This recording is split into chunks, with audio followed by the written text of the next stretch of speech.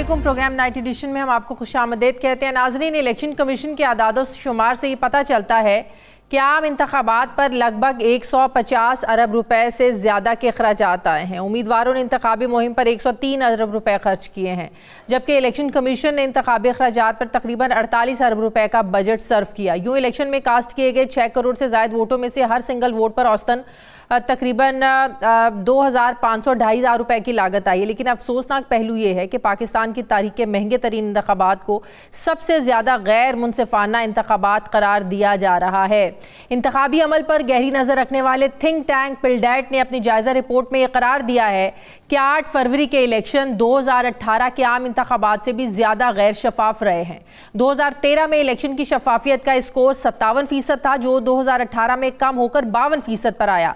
और अब जो इलेक्शन हुए हैं 2024 8 फरवरी को, ये स्कोर मजीद कम होकर 49 पर चला गया है। पोलिंग डे के अलावा पिल्डैट ने यह भी निशानदही की है कि इलेक्शन से पहले इंतखाबी शेड्यूल में ताखीर, सियासी जबर, निगरान हुकूमतों में गैर जानिबदारी का फुकदान, अमन ईमान की सूरत हाल की वजह से इलेक्शन की साख को दागदार किया। पिल्डैट ने करार दिया कि पोलिंग के बाद फॉर्म 45 और फॉर्म 47 के मतजात नताइज और हतमी रिजल्ट्स में ताखीर ने इलेक्शन की शफाफियत को नुकसान पहुंचाया। सवाल उठ रहे हैं कि इलेक्शन कमीशन का एक ही काम है इलेक्शन करवाना, और ये इदारा 5 साल बाद भी शफाफ इलेक्शन करवाने में कामयाब क्यों नहीं हो पाता। अब सूरत हाल ये है कि इलेक्शन की क्रेडिबिलिटी को माना जा रहा है और ना ही इलेक्शन के बाद हालात में कोई तब्दीली नजर आ रही है।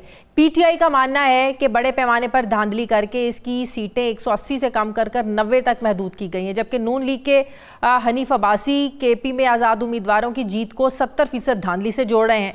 अब इलेक्शन हो गया है, सवाल उठ रहा है कि इंतखाबी धांधली के इल्ज़ामात आखिर कौन एड्रेस करेगा। दूसरी तरफ यूँ लगता है कि पीडीएम जमातों की हुकूमत इस कॉन्टीन्यूटी के साथ ऐसे ही चलती रहेगी। इस सब के बावजूद कि 150 अरब का इलेक्शन हुआ है, वही पीटीआई है, वही पोलराइजेशन है, वही ऑपोजिशन है, लेकिन 150 अरब का इलेक्शन तो हो गया। वही सियासी तकसीम है, वही सियासी दुश्मनियां हैं और इससे भी वर्स सारी सिचुएशन है, लेकिन 150 अरब का इलेक्शन हो गया है। इलेक्शन के सुहाने ख्वाबों में अवाम को जिस महंगाई और गैर यकीनी का सामना है, वो महंगाई तो टस से मस हुई, ना गैर यकीनी अपनी जगह से हिली। हालात और ज़्यादा वर्स्ट होते जा रहे हैं। एक सियासी गैर यकीनी जो है वो बढ़ती जा रही है, लेकिन 150 अरब का इलेक्शन तो हो गया। जिस किंग्स पार्टी की अक्सरियत देखी जा रही थी वो आए, चाहे सुन्नी इत्तेहाद काउंसिल को मखसूस सीटें भी नहीं मिली, उन्हें मिले या ना मिले। अब 150 अरब रुपए तो इस मुल्क में खर्च हो गए हैं इलेक्शंस पे। वही IMF, वही इनके इरादे और वही यस बॉस कहने वाले वही हुक्मरान आज भी हैं। 150 अरब का इलेक्शन हो गया है। पार्लियामेंट के अंदर और बाहर वही एजिटेशन है, वही खींचातानी है। इस माहौल में इजाफा होता जा रहा है। इतना लंबा चक्कर काट के सबको वहीं लाना बिलाशुबा जमहूरियत का एक खूबसूरत एक आर्ट पीस तो है जो सिर्फ पाकिस्तान में ही बन सकता है। नाजरीन, लगता ऐसे है कि खाया पिया कुछ नहीं, गिलास तोड़ा 12 आने का, या वही गोलियां हैं नए रैपर में जो आवाम को दी जा रही हैं, नई पैकिंग में दी जा रही हैं। क्या इन इंतखाबात से सियासी और मुआशी इस्तेहकाम आएगा? अब कल सदारती इलेक्शंस होने जा रहे हैं। तवक्को की जा रही है कि जरदारी साहब बआसानी दूसरी बार ऐवान सदर पहुंच जाएंगे, लेकिन सवाल यह है कि वज़ीर आज़म हाउस में शहबाज शरीफ और ऐवान सदर में जरदारी साहब की मौजूदगी हुकूमत के देर बाद चलने की क्या ये ज़मानत हो सकते हैं? वही पुराने चेहरे हैं हुकूमत में। मैं बात करूँगी, मुझे ज्वाइन कर रहे हैं सेनेटर जावेद अब्बासी साहब। अस्सलाम वालेकुम, बहुत बहुत शुक्रिया जावेद अब्बासी साहब आपका। जावेद अब्बासी साहब, आपने भी देखा जो इलेक्शन के हवाले से, इलेक्शन के नताइज को लेकर या जो बेज़ाब्तगियाँ हुई, पिल्डैट ने जो रिपोर्ट जारी की और फिर इलेक्शन कमीशन ने अपना फैसला भी सुना दिया मखसूस नशिस्तों के हवाले से। पीटीआई के लोग ये कह रहे हैं, जो सुन्नी इत्तेहाद काउंसिल के लोग ये कह रहे हैं कि जो कल ऐवान सदर का में इलेक्शन होने जा रहा है, सदर का चुनाव होने जा रहा है, बिल्कुल गैर आइनी है, ये हो ही नहीं सकता, इलेक्टोरल कॉलेज पूरा नहीं है। आप नहीं समझते ये अवाम के मैंडेट के साथ एक बहुत बड़ी ज्यादती होगी? बिस्मिल्लाहिर्रहमानिर्रहीम, बहुत शुक्रिया। देखिए जी, जो फैसला इलेक्शन कमीशन ऑफ पाकिस्तान ने किया है ये किसी तौर पे भी जस्टिफाई नहीं है। ये जो उन्होंने, मेरी नज़र में तो उन्होंने ये दो बड़ी, एक तो ऐसा माहौल था कि इलेक्शन जो हुआ था जिसके नतीजे में जनरल सीटों में लोगों का इंतखाब हुआ था, वो बहुत ही कंट्रोवर्शियल है। लोग सड़कों पे हैं, लोग डिमांड कर रहे हैं, और इसमें तो दूसरी कोई राय नहीं है कि तमाम सियासी जमातें कह रही हैं, कोई एक जमात नहीं कह रही। तमाम सियासी जमातें कह रही हैं कि इस इलेक्शन में बदतरीन धांधली हुई है, धांधली से भी ज्यादा शायद कुछ मामला हुआ है। उस वक्त में उन्होंने एक और कंट्रोवर्सी ये पैदा कर दी कि ये सीटें जो थी ये यकीनी तौर पर उनको मिलनी चाहिए थी जिनका ये हक था, और उनका हक मेरी नज़र में वो जो आज़ाद अरकान जीते थे जिनको बैक पीटीआई ने किया हुआ था, उन्होंने जमात में शामिल हुए थे, अगर ये सीटें उनकी बनती थी उनके हवाले करते थे, कोई कंट्रोवर्सी में कमी आती, कोई बेहतरी की तरफ चीज़ें जाती। अब वो सीटें उठाकर उन्होंने बाकी जमातों में तकसीम कर दी। बाकी जमातों में आप किस तरह तकसीम करते हैं, किस कानून के तहत आपने ये आइन के तहत काम किया? इलेक्शन कमीशन ने, इनकी पहले भी खैर कोई बड़ी क्रेडिबिलिटी नहीं थी, आपको लगता है ये कोई प्री प्लान्ड एक साजिश प्लानिंग हो सकती है ताकि जो मौजूदा हुकूमत का एक जो सेटअप या सिनेरियो बनाया गया उसमें ये मखसूस नशिस्तें जब उनको दे दी जाएंगी तो 2/3 उन लोगों के पास होगी और जो वो ख्वाब लेकर आए थे नैब को ख़त्म करेंगे या जो उनके अज़ाइम हैं वो पूरे हो जाएंगे? फिर नहीं जी, कोई अज़ाइम उनके पूरे नहीं होंगे। ये कैसी कंट्रोवर्शियल हुकूमत बनी है या कैसे माहौल में बनी है या ऐसी, इस पर सीरियस क्वेश्चन है कि मेरे ख्याल की कोई बहुत बड़ा डिलीवर करने में उनको कामयाबी मिलेगी अनलेस के वो सारी जमातें बैठें, सारे एक दूसरे का मैंडेट माने, सारे कोई कमीशन बने और वो देखे कि वाकई अगर इतनी बदतरीन धांधली हुई है जो मौलाना फजल रहमान साहब निशानदेही कर रहे हैं, जो अचकज़ई साहब निशानदेही कर रहे हैं, जो बाकी जमातें निशानदेही कर रही है, एम जो साथी जो अभी हुकूमत में शामिल होने जा रहे हैं वो कहते हैं कि हमें खुद कहा गया है 2 जमातों की तरफ से कि हमारा मैंडेट 50 से 60% जाली और आपका 100% जाली मैंडेट है। अब ये जो सीटें मखसूस सीटें थी ये मिलनी चाहिए थी, ये नहीं मिली हैं, इसका ये ऐसा गलत फैसला हुआ है जो किसी तौर पर भी जस्टिफाई नहीं होगा किसी भी अदालत में मेरी नज़र में। और मेरा ख्याल है कि आपको कोर कमांडर कॉन्फ्रेंस में जब हुई उन्होंने भी अपने एलामिये में कहा कि इलेक्शन की शफाफियत को लेकर जिन लोगों को एतराज़ है वो जो मुनासिब फोरम है वो वहाँ पर जाएँ। तो मुनासिब फोरम तो ज़ाहिर है पहला इलेक्शन है, ट्राइब्यूनल्स हैं, उस पर आपको लगता है कि ये वो फोरम जो पिछले कुछ अरसे से एक मखसूस जमात के ख़िलाफ़ फ़ैसले आ रहे हैं, चाहे वो कोई भी तोशाखाना का फ़ैसला हो और फैसले हों, इंतखाबी निशान वापस लेने का फ़ैसला हो, अब मखसूस नशिस्तों का, ऐसे इदारों से, ऐसे फोरम से कोई इंसाफ की उम्मीद है? बड़ी मुश्किल है जी। देखिए इस मौसम में बड़ी बदकिस्मती हुई है कि ना आइन की परवाह की गई है, ना जमहूरियत की परवाह की गई है, ना अदालतों ने अपने एहतराम की परवाह की है, ना अदालतों ने फैसला करते वक्त इंसाफ को मद्देनजर रखा है। आप अंदाज़ा करेंगे जब पंजाब और खैबर पख्तूनख्वा की असम्बली डिसॉल्व हो गई थी, आइन पाकिस्तान कहता था कि आप 90 डेज के इलेक्शन करें। अदालतों ने भी वो फैसले, अदालत ने फैसला किया भी है तो हुकूमत नहीं मानी और बाद में अदालतें भी इस पर मुख्तलिफ चीज़ें ले आती रही हैं। कोई कहता रहा है कि हाई कोर्ट में जाना चाहिए, कोई कहता रहा है कि जुरिस्डिक्शन है कि नहीं है। वो एक बड़ी लड़ाई अदालत ने अपने सर पे वहाँ ले लिया। और फिर जब दूसरा मामला गया, जब पोलिंग करना था, प्रिजाइडिंग जो होने चाहिए थे ROs, वो हमेशा से जुडिशरी से होते थे, वो बेहतर हम आज सोच रहे हैं कि वो एग्जीक्यूटिव के नीचे काम नहीं करते थे। तो कम से कम इतना बदतरीन इलेक्शन में धांधली ना होती अगर वो फैसला सुप्रीम कोर्ट ऑफ पाकिस्तान ये ना करती कि वो ROs को एडमिनिस्ट्रेटिव साइड पर दे देती कि DC और AC लगे और वो जो भी हुकूमत होती है उसके ताबा होते हैं। और वो ये नतीजा तब निकला। और ये निशान वाला मामला भी मेरा ख्याल है कि अगर सुप्रीम कोर्ट, ये बात दुरुस्त है कि मुस्लिम लीग नून के अंदर भी ये आवाज़ें उठ रही हैं कि जिसका मैंडेट था उसको दिया जाना चाहिए था, और मखसूस नशिस्तों के हवाले से भी बहुत से हुकूमत के अपने लोग भी कह रहे हैं कि ये ज्यादती हो रही है। ये बड़ी ज्यादती है। यहाँ क्या मुस्लिम लीग नून के अंदर से भी आवाज़ें उठ रही हैं? मेरा ख्याल बिल्कुल जी, हर जगह से ये आवाज़ उठेगी, लोगों को आवाज़ उठानी चाहिए। ये कोई किसी का हक, ये देखें अगर आप इस तरह जोर और ताकत के साथ आइन को एक तरफ करके सारे प्रेसिडेंट्स आज तक जो अदालतों के उनको पीछे छोड़ के अपने जोर से कोई फैसले करवाने, लेकिन आप नहीं समझते जो खुलकर पार्टी में आवाज़ उठाता है फिर उसका हाल जो होता है वो शायद खाकान अब्बासी साहब वाला होता है, फिर मिफ्ता इस्माइल वाला वो हिसाब होता है, तो फिर ये हाल होना शुरू हो जाता है। देखिए सच बोलने की एक कीमत है, जो ही सच बोले जो ये कीमत अदा करने के काबिल हो। क्योंकि हमारे यहाँ सच सुनना बड़ा ही मुश्किल है। हमारे यहाँ तो उस तरह की पार्टियों के अंदर अख्तियार नहीं है कि आप बात कर सके। यहाँ तो आपको पता है कि बहुत मुश्किल है, यहाँ बड़ा कंट्रोल्ड है, यहाँ सिर्फ नौकरी है, बाकी नौकरी में तो आप भी ये कीमत चुकाने के लिए तैयार हैं?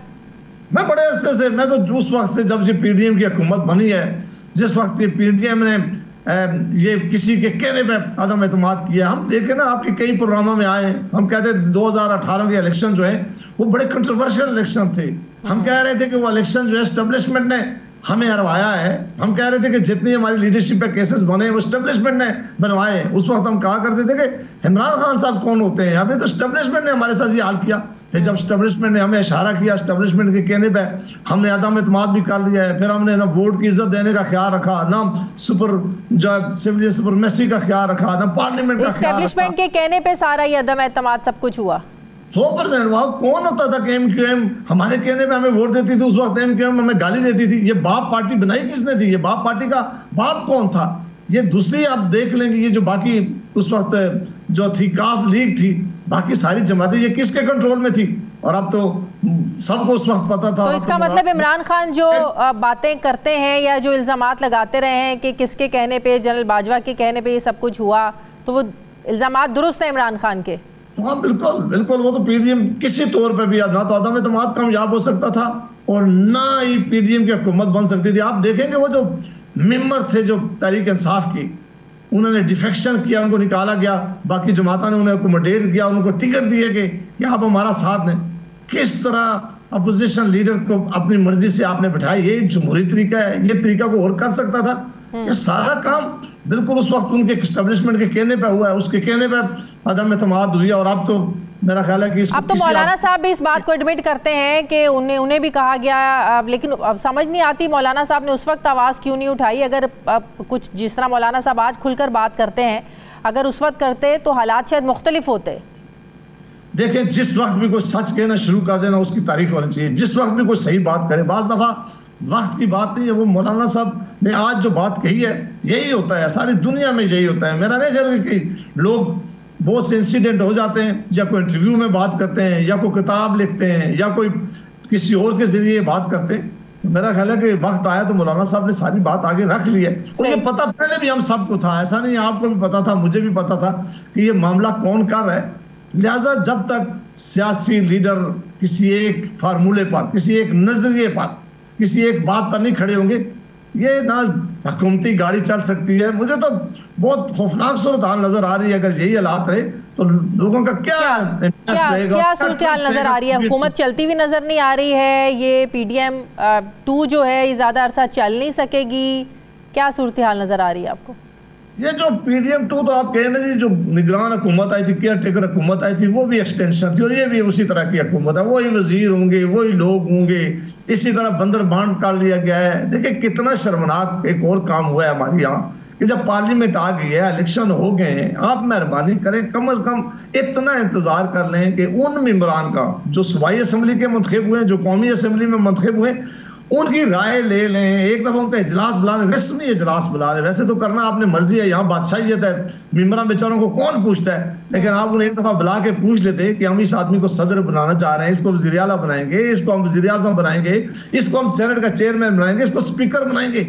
इन्होंने अपने मेंबरान को इस काबिल भी नहीं समझा कि उनकी फेस सेविंग हो जाती। वो कहते हैं कि हमें भी इस मामले में मशावरत की गई है। उन्हें बस चंद लोग बैठते हैं, वो फैसला करते हैं और बाकियों को कहते हैं कि लाइन में लगे और वोट दें, और कोई बोल नहीं सकता।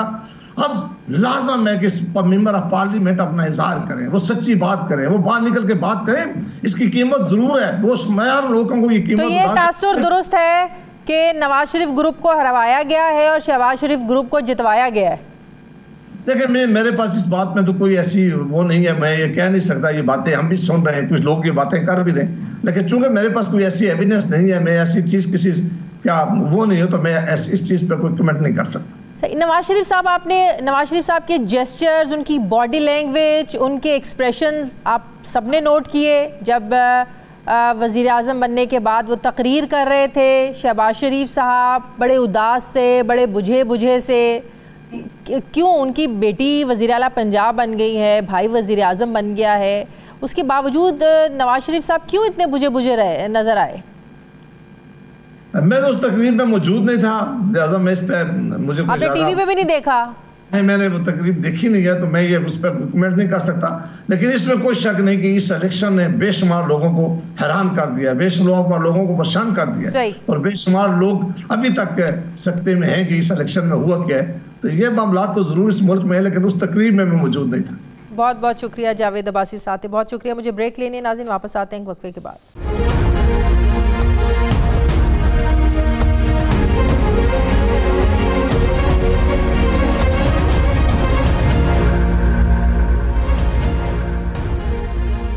ब्रेक के बाद एक बार फिर से आपको खुशामदीद कहते हैं नाजरीन। 9 मार्च को पाकिस्तान के सबसे बड़े आईनी ओहदे यानी 14वें सदर पाकिस्तान के लिए इंतखाबात होने जा रहे हैं। हुकूमती इत्तेहाद ने आसिफ अली जरदारी, जबकि सुन्नी इत्तेहाद और अपोजिशन जमातों ने पश्तूनख्वा मिली अवामी पार्टी के सरबराह महमूद खान अचकजई को मैदान में उतारा है। बज़ाहिर वज़ीर आज़म के इंतखाब की तरह सदर मुमलिकत का मुकाबला भी एक तरफ़ा ही नज़र आ रहा है और आसिफ अली जरदारी दूसरी बार ऐवान सदर के ओहदे पर बराजमान होते हुए नज़र आ रहे हैं।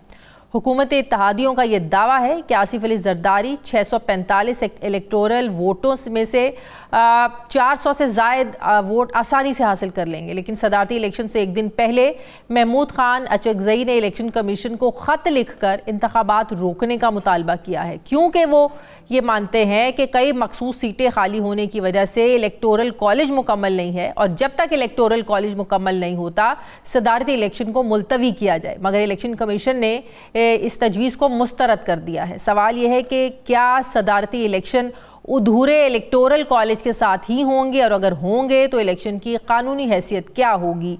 इलेक्शन कमीशन के इस फैसले पर भी सवाल उठ रहे हैं कि अगर कानून के ना होने की वजह से सुन्नी इत्तेहाद काउंसिल को मखसूस सीटें नहीं मिल सकती तो फिर ये सीटें किस कानून के तहत बाकी सियासी जमातों में तकसीम की गईं। दूसरी तरफ अगर बात करें आरिफ अलवी के दौरे सदारत की तो 2018 से 2024 तक सदर का ओहदा मुख्तलिफ तनाज़ात में घिरा रहा। इस दौर में मजमूई तौर पर 77 ऑर्डिनेंस जारी किए गए, जिस पर सदारती महल को ऑर्डिनेंस फैक्ट्री का नाम दिया गया। आरिफ अलवी के दौर में सोशल मीडिया कंट्रोल करने के लिए मतनाज़े पीक ऑर्डिनेंस जारी किया गया, जिसे अदालतों ने कलअदम करार दिया। आरिफ अलवी ने काजी फायज़ ईसा के खिलाफ सदारती रेफरेंस दायर किया, ये रेफरेंस भी सुप्रीम कोर्ट ने खारिज किया। अप्रैल 2022 में PGM की तरफ से इमरान खान हुकूमत के खिलाफ तहरीक अदम एतमाद लाने की कोशिश की गई तो आरिफ अलवी ने वज़ीर आज़म की एडवाइस पर असम्बली तहलील की। सुप्रीम कोर्ट ने सदर के इस अमल को आइन और कानून की खिलाफ वर्जी करार दिया। सवाल ये है कि आसिफ अली जरदारी सदर के ओहदे को तनाज़ात से बचा पाएंगे क्या। सवाल ये भी है कि क्या हुकूमती जमातों के दरमियान जारी मुफाहमती अमल बरकरार रहेगा या किसी मकाम पर सदर और वज़ीर आज़म के दरमियान इख्तियारात की रस्साकशी भी हो सकती है। मैं बात करूंगी, मुझे सीनियर सहाफ़ी तज्ज़ियाकार हफीज़ुल्लाह नियाज़ी साहब ज्वाइन करें। अस्सलाम वालेकुम, बहुत बहुत शुक्रिया हफीज़ुल्लाह नियाज़ी साहब आपका। हफीज़ुल्लाह नियाज़ी साहब, आप समझते हैं ये बात दुरुस्त है सदर पाकिस्तान के लिए चुनाव के लिए कल जो इंतखाब होने जा रहा है इलेक्टोरल कॉलेज जब मुकम्मल नहीं है, जो सुन्नी इत्तेहाद काउंसिल भी बात कर रही है, महमूद खान अचकजई ने इलेक्शन कमीशन को ख़त भी लिखा जो मुस्तरद कर दिया गया, क्या हैसियत रहेगी ऐसे इलेक्शन की आप समझते हैं जब इलेक्टोरल कॉलेज ही मुकम्मल नहीं है? बहुत बहुत शुक्रिया। देखिए, मेरा ख्याल है कि हम जो है बैसियत कौम बहुत सी चीजें रियलाइज नहीं करते।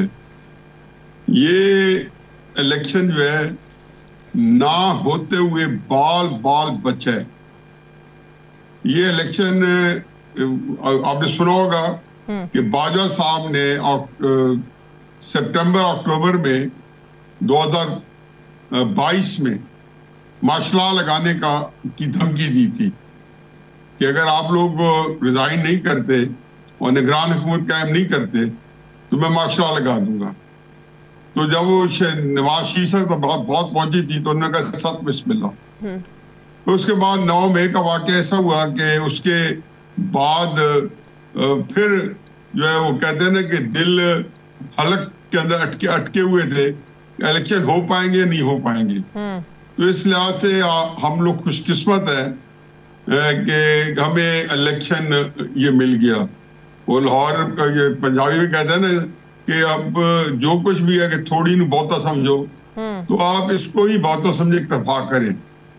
बाकी इलेक्टोरल कॉलेज तो मेरा ख्याल है कि आप एक चीज देखें कि इस असेंबली के अंदर जो है ऐसा सच कोई रुकावट नहीं डाली गई, न डाली जा रही है न डाली जाएगी। सबके पास एक स्क्रिप्ट है और जो जिसकी पोजीशन है वो जहां फाइनल हुई है हर एक फरीक ने वो जिसको कहना चाहिए बसद अदब एहतराम या हंसी खुशी बरज़ा और रग़बत, वो उसके ऊपर जो है वो बिल्कुल राजी हैं। हैरानगी की बात है एमके मान गई है जरदारी साहब को वोट डालने के लिए। मानना था या मनवाया जाना था?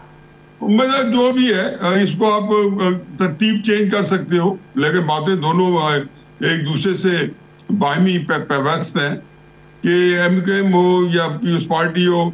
मंगल की रात को जो है ये तय हुआ जी कि पीपल्स पार्टी में और उनके अंदर जो अल्टीमेटम दिया गया उनको सुना है कि 48 घंटे के अंदर मामला तय करो। तो पीपल्स पार्टी मुस्लिम यूनियन ने रात को ना से मामला तय किए, शहबाज शरीफ साहब को वज़ीर आज़म भी तय कर लिया, जरदारी साहब सदर के तौर पे उसी रात तस्लीम कर लिए गए। और अगले दिन अभी दिन चढ़ा नहीं है कि तहरीक इंसाफ ने जो है उमर अयूब साहब को वजीर आजम कैंडिडेट बना दिया, यानी कि हम भी हैं, सिस्टम के अंदर है, सिस्टम से बाहर नहीं जाएंगे। ये छोटी बात नहीं थी, ये तो अच्छा जेस्चर था, ये अच्छा जेस्चर था, बहुत अच्छा जेस्चर था, बड़ा मुस्बित जेस्चर था। हाँ। और ये मुस्बित जेस्चर तहरीक इंसाफ बड़े अरसे से दे रही है। गौर साहब को पार्टी सदर बनाना मुस्बित जेस्चर था, पंजाब असेंबली के अंदर leader of the opposition nominate कर देना अच्छा जेस्चर था, और अली अमीन गंडापुर जो है उनको वजीर आला बनाना अच्छा जेस्चर था। फिर मतलब झगड़ा कि जब मियां बीवी राजी तो क्या करेगा काजी। जब तब वो ये इनकम्प्लीट इलेक्टोरल कॉलेज के ऊपर ये सारा चलता रहा तो ये शोर होगा। ये 90 के अंदर जब पीपल्स पार्टी की हुकूमत खत्म हुई थी तो वो गुलाम इसाक खान सदर जब तकरीर करने आते थे तो या स्पीकर के ऊपर इसी तरीके से झंडा उछाला जाता था, लोग स्टेज पे चढ़ जाते थे, उसके टेबल तक पहुंच जाते थे। फिर 93 से 97 तक लगारी साहब के खिलाफ यही निजाम चलता रहा। ये 12 इलेक्शन की एक चीज कॉमन है, और वो बड़ी अजीबोगरीब चीज कॉमन है कि वो ये है कि हर इलेक्शन ने इस मुल्क में इंतशार दिया है, तकसीम दी, हर इलेक्शन ने। आप एक नाम ले, मैं आपको बता दूं, 1970 का इलेक्शन पाकिस्तान तोड़ गया, 1977 का इलेक्शन मार्शल दे गया, 1997 का इलेक्शन मार्शल दे गया। मतलब हर इलेक्शन के अंदर, और बाकी इलेक्शन जो है असेंबली कंप्लीट नहीं हुई। तो आप 2018 का इलेक्शन देख लेना, जब इमरान खान की हुकूमत बनी, सिलेक्टेड हुकूमत कहा गया, अलायंस बनाने की बातें करती थी नून लीग पाकिस्तान पीपल्स पार्टी, कहानी आकर अदम एतमाद पर खत्म हुई। इसमें तब तक आंच नहीं आई, तब तक आंच नहीं आई जब तक जिन्होंने आंच ऊपर रख नहीं दी। तो अब यही मैं कहने लगी थी कि यू नेवर नो, ये पाकिस्तानी सियासत है, कुछ भी हो सकता है। मैं तो इस बारे में 100% जानता हूं। मैंने तो ये जो आज हो रहा है, ये मैंने 22 मार्च 2018 में कॉलम लिखा था जंग में, जो मैं पिछले 1 साल से बार बार कोट कर रहा हूं। एक एक चीज लिखी थी कि ये होगा, इमरान खान साहब के साथ क्या होगा, उनका क्या बनेगा, उसके बाद नवाज शरीफ साहब को लाया जाएगा, जबरदस्ती लाया जाएगा, किस किस्म के पाकिस्तान में लाया जाएगा, वो पाकिस्तान चलेगा नहीं चलेगा। सिर्फ मेरा ख्याल था कि शायद 2000 तो इमरान खान का जो इलेक्शन था वो इलेक्शन नंबर 11 था, और ये जो है इलेक्शन नंबर 12 है। मेरा ख्याल था कि 2000 जो इलेक्शन नंबर 11 के बाद शायद मुमलिकत फिर एक दफा बहुत बड़े बहरान में हो जाए और फिर इलेक्शन नंबर 12 के लिए लंबा इंतजार करना पड़े। अब मैं ये कहता हूं कि 12 हो गया है, जो बाल ना होते हुए बाल बचा है। दुआ करें, अल्लाह करे कि इलेक्शन 2000 जो इलेक्शन नंबर 13 है वो हमारे नसीब बने। मुझे तो डर पड़ गया कि ये असेंबली चल रही है तो ये कहीं फैसला ना हो जाए 2-3-4 साल बाद। यही मैं पूछने लगी थी, जो आप कह रहे हैं जो स्क्रिप्ट लिखा है सब कुछ स्क्रिप्ट के मुताबिक हो रहा है, तो क्या ये स्क्रिप्ट 5 सालों के लिए लिखा है? इमरान खान का तो स्क्रिप्ट 3.5 साल बाद खत्म हो गया, किरदार बदल गए, इन्हीं किरदारों में ये 5 साल पूरे हो जाएंगे। देखिए, इमरान खान साहब का स्क्रिप्ट जो 4 साल बाद बदला या 3 साल बाद बदला जाता, ये कहना कि जी इस स्क्रिप्ट को 2 साल चलाया जाएगा या 5 साल चलाएगा, ये मुझे चलाया जाएगा, उसमें कोई दिलचस्पी नहीं है। क्योंकि हालात का जबर होता है, कुछ जमीनी हकायक चेंज होते हैं, वेरिएबल्स चेंज हो जाते हैं। जब वेरिएबल्स चेंज हो जाए तो कोई डिसीजन जो है आपको चेंज करना पड़ता है। ये पिछले 7-8 महीने हमने नहीं देखा कि नवाज शरीफ साहब को बतौर वजीर आजम लाया गया था और वही प्रोटोकॉल था और उनको चारों सूबे मिलने थे। फिर एक वक्त आया कि उनसे छिद ले लिया गया, फिर एक वक्त आया कि उनसे बलूचिस्तान, जब सरफराज भुट्टी साहब गए, मैंने अगले दिन कह दिया, मैंने कहा ये वजीर आला बलूचिस्तान चले गए हैं, बन के आएंगे सरफराज भुट्टी साहब। जिस दिन गए उसी दिन मैंने कहा मैं पीपल्स पार्टी में शामिल हुए, मैं कहा बलूचिस्तान पीपल्स पार्टी को मिल गया। फिर उसके बाद नवाज शरीफ साहब को भी हुकूमत ना मिली। नहीं, उन्होंने कैसे बनना था, किसने बनाना था? अवाम ने वोट देने थे तो बनने थे ना चारों सूबों में। ओहो, अवाम के वोट्स तो आप लेते रहते हैं। 2018 में भी आपने अवाम ने वोट्स लिए और इमरान खान को बनाना था, बना दिया। वो तो अवाम के वोट्स तो आते रहेंगे इंशाल्लाह, और उनके ऊपर जिन लोगों ने नाफिज होना तो वो भी होते रहेंगे। इसके अंदर को मुझे तो मैं हैरान हूं कि हम एक ऐसी तज़िया औकात है इस पर डिस्कशन करना, क्योंकि ये तो अब हमारी वो कहते हैं लफ्ज है जो फ्रेंच का कि फेट अकम्पली, ये तो हमारी एक किस्मत का लिखा हुआ है कि ये निज़ाम ऐसे ही चल रहा है। क्योंकि अच्छा, एक सवाल का जवाब दें न्याजी साहब, आप समझते हैं नवाज शरीफ साहब के साथ धोखा हुआ है? आप उनके बॉडी लैंग्वेज देखें, उनके फेस एक्सप्रेशन देखें, उनके जेस्चर देखें, बहुत ही मायूस कुन और मायूसी नज़र आती है उनके चेहरों पे। अभी आपने भी कहा जिस तरह उनको प्रोटोकॉल दिया गया, जिस तरह उनको लाया गया, चारों सूबों में उनकी हुकूमत बननी थी, उनको वज़ीर आज़म बनना था, तो उनको धोखा दिया गया है। असल में क्राइसिस ये है कि जो लोग फैसला करने वाले होते हैं वो 4, 5, 6 लोग होते हैं, और ज़ाहिर है बड़ा एक महदूद सा निज़ाम है। मेरा नहीं ख्याल कि उन्होंने कोई धोखा देने का प्लान किया होगा या किया होगा। उन्होंने जो चीज रियलाइज नहीं की। अब जब आप और आपकी पॉलिटिक्स भी, मुल्क का मुस्तकबिल भी, एक ही सवाल होता था जी इमरान खान का क्या बनेगा। 8 फरवरी का इलेक्शन हुआ तो हम 2-3 हफ्ते यही प्रोपेगेंडा होता रहा जी कि ये इमरान खान साहब अब रिहा हो रहे हैं, 5 जनरल अंदर चले गए। वो 3 दिन पहले कोर कमांडर कॉन्फ्रेंस में से उसमें से जो असल जो हासिल कलाम था वो क्या था कि हम नहीं छोड़ेंगे 9 मई के मुजरिमों 9 मई के लोगों को, यानी कि तो बात खत्म है।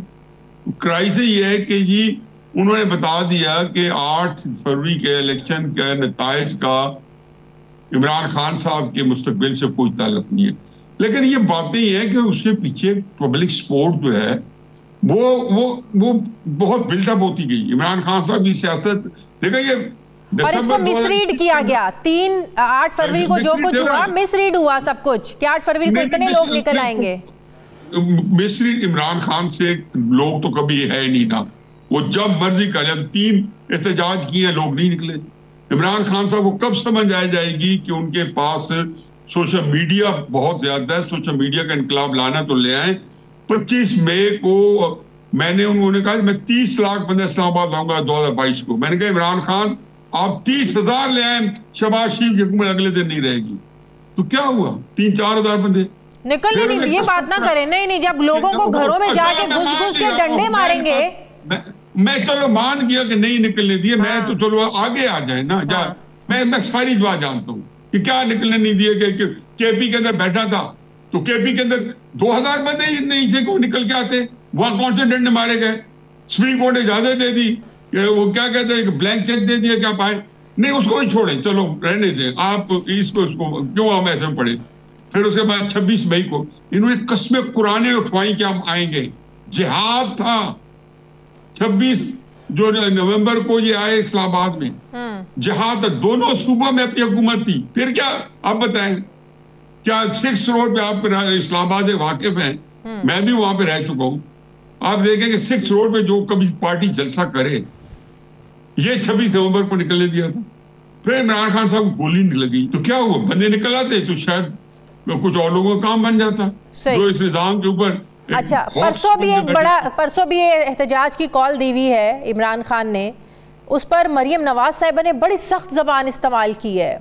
उन्होंने कहा है कि मैं बड़ी रुथलेस हो जाऊंगी, मैं बिल्कुल ज़ीरो टॉलरेंस होगी। ठीक है, अमन अमान की सूरत हाल बिल्कुल नहीं बिगड़नी चाहिए, लेकिन वज़ीर आला होते हुए क्या इतना सख्त लहजा, इतनी सख्त ज़बान आप हुकूमत में है, ये सूट करता है? आप मुफाहमत की बात कर सकती हैं, आप कह सकती हैं, हाँ एहतजाज से आप किसी को नहीं रोक सकते, एहतजाज करना सबका हक है, लेकिन आप पहले से ऐसी धमकियां देना शुरू हो जाए, मैं रुथलेस हो जाऊंगी, मैं चुप नहीं बैठेंगे, हम ये कर देंगे वो कर देंगे, क्या ये मज़ामत मज़ामत करना सूट करता है मरियम नवाज साहबा को? मैं अब इसमें क्या जवाब दूं जी, पता ही मेरे तो पूरे बयानों की नजर से गुजरा नहीं है। बगैर इमरान खान साहब को रोकने वालों में मरियम का रोल तो सेकेंडरी होगा, लेकिन निकलेंगे नहीं ना। इमरान खान साहब के साथ तो बंदे जो इन्होंने जेल भरो तहरीक करनी थी, 2 लाख बंदा जो है पहले दिन अरेस्ट हुआ था, 200 बंदा 5 दिन में पूरा नहीं। पिछले हफ्ते भी जो एहतजाज हुआ, मार मार के भुरकस निकाल दिया पुलिस वालों ने। पुलिस करती क्या है एहतजाज वालों के साथ? ये भुरकस जो है ना, ये सिर्फ ये फिल्मों के डायलॉग्स हैं। मैं 77 मैं स्टूडेंट एक्टिविस्ट रह चुका हूँ, अयूब खान के वक्त में भी और जुल्फिकार भुट्टो के वक्त में भी। मेरे कॉन्टेम्परेरी से पूछे क्या होता है भुरकस की, आपने देखो ही नहीं भुरकस क्या होता है। एहतजाजों का कभी हम रुके थे? ये एहतजाज रोजाना निकलते थे, रोजाना मार पड़ती थी, रोजाना पुलिस का मुकाबला होता था। ये ऐसी बात नहीं होती। ये कुछ सोशल मीडिया जो है ना, उसका अपना प्याली का तूफान है, होता है, उसके बड़े असरात है, हमने देखे हैं। उसके अंदर तो पता नहीं क्या मैं इनकलाब आया हुआ है।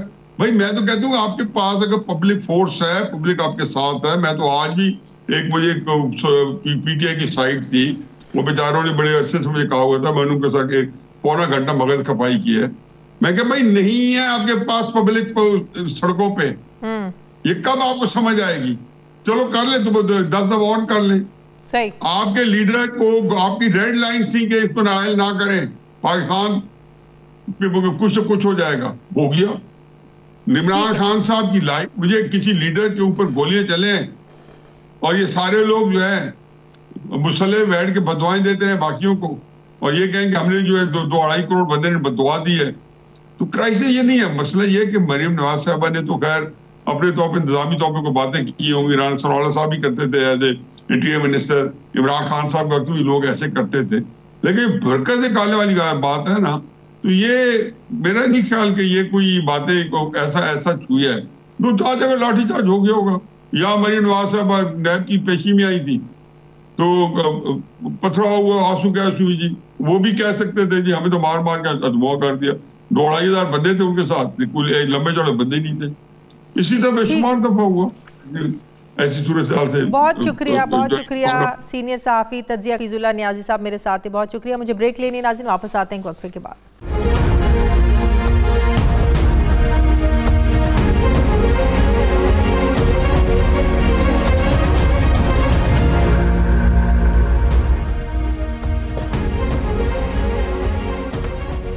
ब्रेक के बाद एक बार फिर से आपको खुशामदीद कहते हैं।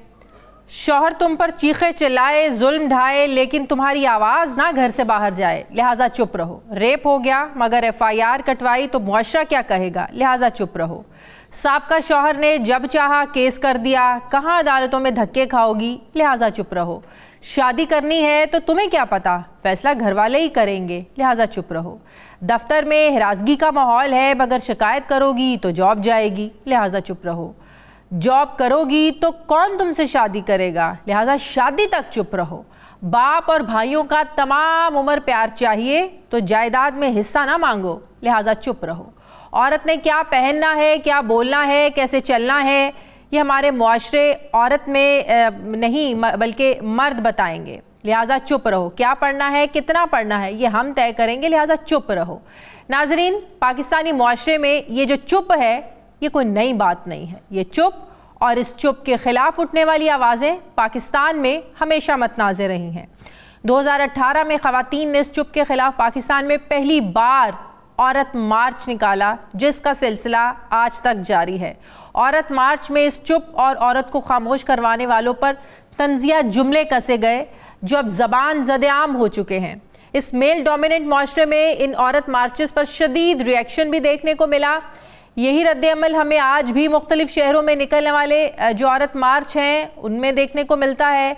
कोई औरत मार्च निकालने वाली ख़वातीन को बैरूनी एजेंट कह रहा है तो कोई एहतजाज में लहराए जाने वाले प्ले कार्ड्स के मवाद से खुश नहीं। सवाल ये है कि हर बार औरत मार्च पर सवालिया निशान क्यों लगाया जाता है?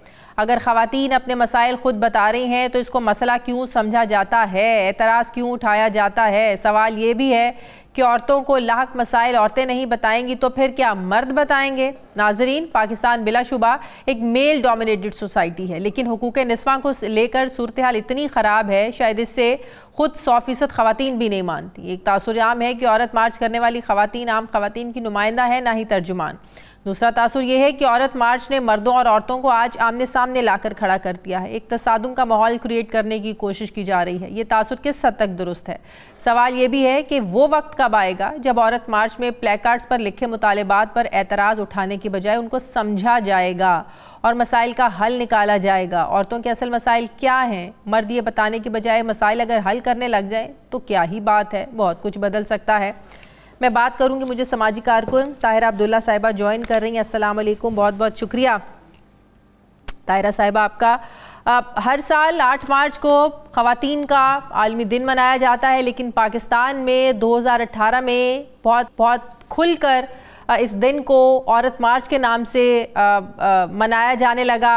औरतें अपने हुकूक के लिए खुलकर बात करने लगी, प्ले कार्ड्स पर अपने मुतालिबात लिखे होते थे, लेकिन आज तक उन मुतालिबात का, अपनी आज़ादी की बात करने वालों का आज तक मजाक उड़ाया जाता है। क्यों आज तक हमारी सोसाइटी में ये सोच बदल नहीं सकी कि अगर औरतों ने के कुछ मुतालिबात हैं उसके लिए आवाज़ उठाना जायज़ है, लेकिन क्यों ये हम सोच बदल नहीं सके आज तक? बहुत शुक्रिया। और कहना तो चाहिए कि आपको आज का दिन मुबारक हो, लेकिन सच्ची बात है कि हालात इस नहज पर पहुंच चुके हैं कि मुबारकबाद देने को जी नहीं करता। सबसे पहले तो आप देख रही होंगी मैंने फ़लस्तीन का झंडा पहन रखा है, तो इजहारे यकजहती अपनी फ़लस्तीन बच्चों के साथ, बेटियों के साथ, माओं के साथ, जो कि किस बेदर्दी से जिनकी नस्ल कुशी की जा रही है, जेनोसाइड हो रहा है इजराइल की तरफ से गज़ा में और बिलुमूम फ़लस्तीन में।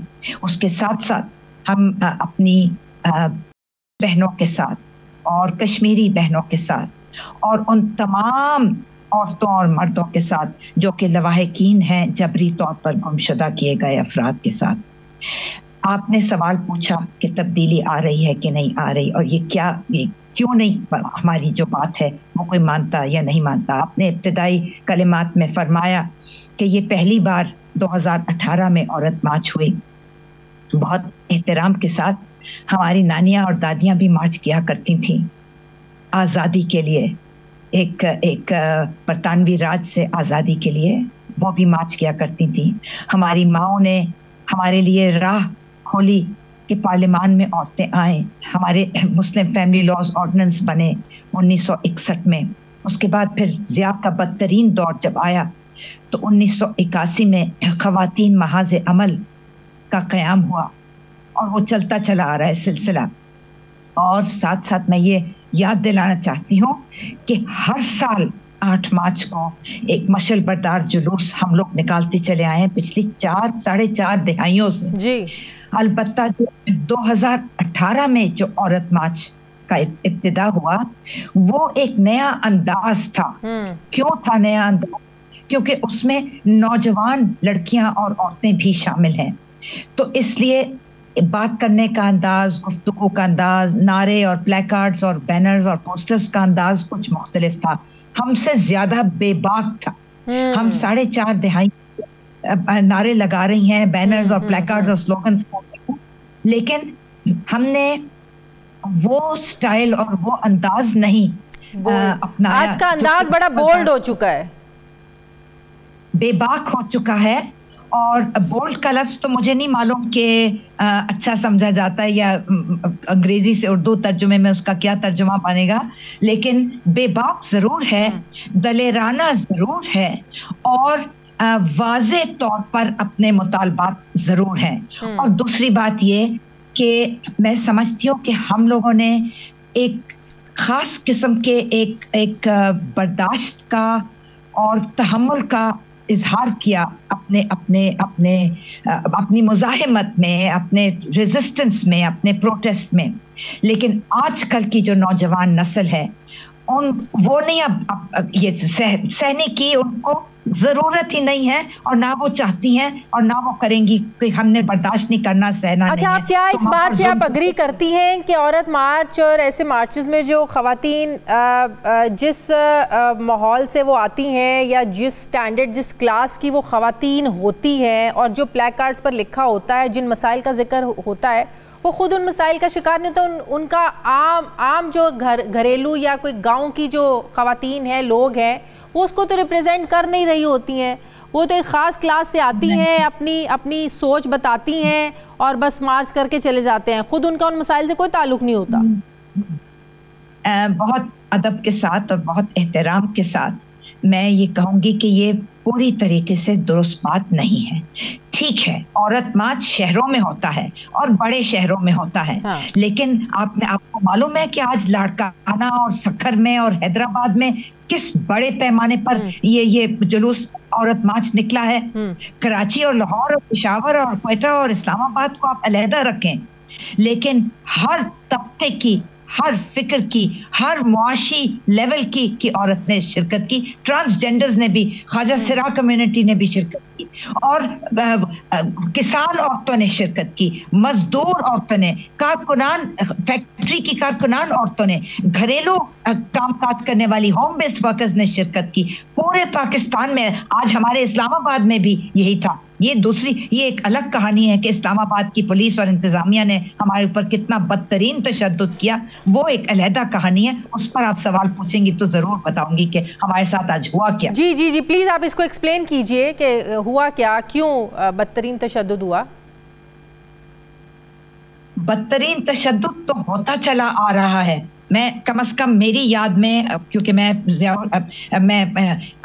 जनरल अयूब खान और जनरल याहिया खान के वक्त में मैं स्कूल में पढ़ती थी, छोटी बच्ची थी, लिहाजा मैं उसके बारे में तो नहीं कह सकती कि कितना बदतरीन तशद्दुद होता था, लेकिन जनरल ज़ियाउल हक के वक्त से लेके आज तक सिवाय एक दौर गुजरा है, उसका हमें ज़रूर जिक्र करना पड़ेगा, और वो है मोहतरमा बेनज़ीर भुट्टो शहीद के दौर में औरतों के जुलूस के ऊपर तशद्दुद नहीं किया गया, बल्कि हौसला अफजाई हुई और हमें हमेशा इनकरेज किया गया और फैसिलिटेट किया गया कि ये औरतों का दिन है, जैसे चाहें, जब चाहें, जहां चाहें मार्च करें और पैदल चलें। हत्ता कि हम पार्लियामान के गेट तक जाती थी अपने मशल बरदार जुलूस के साथ। मोहतरमा शहीद के दौर में मुख्तसर दौर जरूर था, लेकिन तारा साहब एक आखिरी सवाल का जवाब दीजिए। ये जो खवातीन निकलती हैं बाहर, ठीक है, इनके अपने मुतालिबात हैं, खवातीन को राइट्स मिलने चाहिए, बिल्कुल मिलने चाहिए, लेकिन क्या ये दुरुस्त नहीं है, ये वो खवातीन अपनी बेटियों के साथ साथ उन्हें बताने के साथ साथ कि आपको अपने हुकूक की आवाज़ उठानी चाहिए, निकलना चाहिए।